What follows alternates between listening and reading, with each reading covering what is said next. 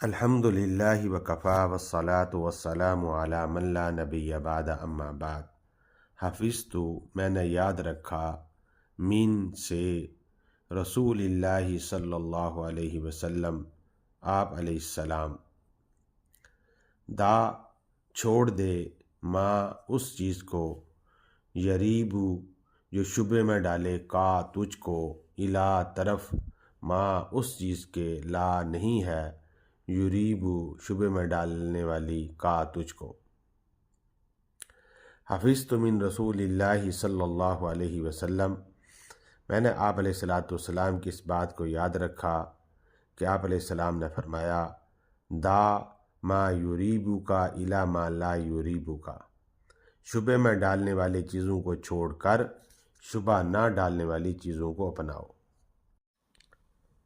تشریح: اس حدیث مبارکہ کا موضوع شبے والی چیزوں سے احتراز کرنا ہے۔ حلال و حرام کو اسلام نے واضح طور پر بیان فرما دیا۔ اگر کوئی ایسی چیز ہے جو عام انسان کو شبے میں ڈال رہی ہے تو اس چیز سے بچنا اور اسے چھوڑ دینا ایک مسلمان کی ذمہ داری ہے۔ حلال جیسے نیک کام، اچھی گفتگو، حلال ذرائع سے کمایا ہوا مال وغیرہ، اور حرام جیسے کفر، شرک، مردار، جھوٹ، سود کھانا، غیبت، چغل خوری، شراب نوشی، کسی کا مال چھین لینا، کسی کے حق پر قبضہ کر لینا وغیرہ، تو ان میں سے حلال چیزوں کو انسان اختیار کرنے والا بنے اور حرام سے دور رہے۔ قرآن کریم کے اندر اللہ تعالیٰ نے ارشاد فرمایا ہے یا ایھا الرسل کلوا من الطیبات واعملوا صالح، اے پیغمبرو تم اور تمہاری امتیں نفیس پاکیزہ چیزیں کھاؤ اور نیک اعمال کرو۔ اللہ تعالیٰ نے یہاں حلال روزی کے ساتھ عمل صالح کا ذکر فرمایا ہے، جس سے معلوم یہ ہوتا ہے کہ ان دونوں کا آپس میں گہرا تعلق ہے۔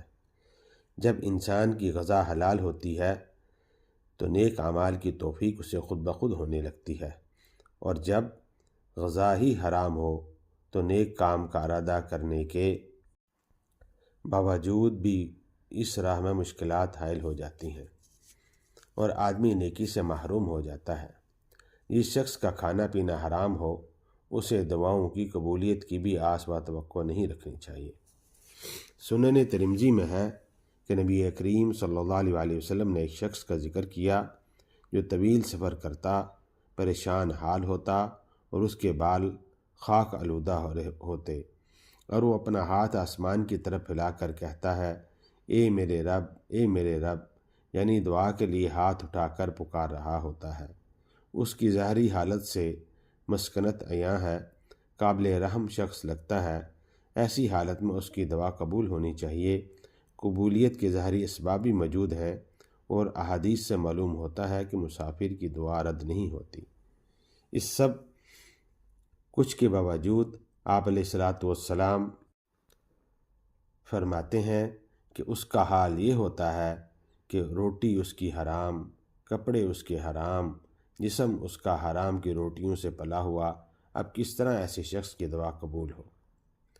اب کچھ چیزیں ایسی بھی ہوتی ہیں جن کی حرمت یا حلت ان کے حلال و حرام ہونے کے بارے میں دلائل مختلف ہوتے ہیں، اور دلائل کے تعارض کی وجہ سے کوئی واضح حکم معلوم نہیں ہوتا، بلکہ یہ اشتباہ رہتا ہے کہ آیا یہ چیزیں حرام ہیں یا حلال، اور ایسی کتنی ہی چیزیں ہیں جن کے حرام ہونے کی دلیلیں بھی ہیں اور حرام ہونے کی بھی۔ تو اس صورت میں کوئی واضح فیصلہ کرنا ہر شخص کے بس کی بات نہیں۔ تو عام شخص کے بارے میں شریعت کی تعلیم یہی ہے کہ ایسی مشتبہ چیزوں سے انسان اپنے آپ کو بچائے، مشتبہ چیزوں سے بھی احتراز اور اجتناب کرے۔ علماء نے اس کی بہت ساری مثالیں لکھی ہیں۔ آپ علیہ السلام کی حدیث مبارکہ ہے نیکی وہ ہے جو تمہارے نفس اور دل کو مطمئن کر دے، جبکہ گناہ وہ ہے جو تمہارے جی میں کھٹکے اور تمہارے سینہ اس کے بارے میں متردد ہو، خواہ لوگ اس کے بارے میں تمہیں کوئی بھی فتویٰ دیں۔ یہ اشتباہ معاملات میں زیادہ پیش آ سکتا ہے، لہذا ایسے معاملے سے بھی انسان بچے جس میں شبہ پایا جاتا ہو، اور جو شخص شبہات سے بچتا ہے وہ حرام سے محفوظ رہے گا، اور جو شبہات سے نہیں بچے گا وہ ایک نہ ایک دن حرام میں واقع ہو جائے گا۔ اور جہاں کہیں شبہ پیش آئے وہاں انسان کو مستند علماء سے پوچھ لینا چاہیے کہ آیا یہ معاملہ درست ہے یا نہیں، یہ کاروبار کرنا جائز ہے یا نہیں، وغیرہ۔ قرآن کریم اس کے متعلق رہنمائی فرماتا ہے، فَاسْأَلُوا أَهْلَ الذِّكْرِ إِن كُنتُمْ لَا تَعْلَمُونَ، اگر تم نہیں جانتے تو علم والوں سے پوچھ لو۔ نبی کریم صلی اللہ علیہ وسلم راستے سے گزر رہے تھے، وہاں آپ نے کھجور کا دانہ پڑا دیکھا تو ارشاد فرمایا، اگر مجھے اس کھجور کے بارے میں صدقہ کا خوف نہ ہوتا تو میں اسے کھا لیتا۔ یعنی رسول اللہ صلی اللہ علیہ وسلم نے صدقہ کے شبے سے کھجور نہیں کھائی۔ نیز حدیث مبارکہ میں ہے کہ اپنے والدین کو گالی دینا کبیرہ گناہوں میں سے گناہ ہے۔ صحابہ رضی اللہ عنہم نے یہ سن کر عرض کیا، یا رسول اللہ، کیا کوئی اپنے والدین کو بھی گالی دے سکتا ہے؟ آپ علیہ السلام نے فرمایا، لوگ اپنے ماں باپ کو اگرچہ حقیقت میں خود گالی نہیں دیتے مگر ان کو گالی دلوانے کا سبب ضرور بنتے ہیں، اور وہ اس طرح کہ اگر کوئی شخص کسی کے باپ کو گالی دیتا ہے تو وہ اس کے باپ کو گالی دیتا ہے، اور اگر کوئی کسی شخص کی ماں کو گالی دیتا ہے تو وہ اس کی ماں کو گالی دیتا ہے۔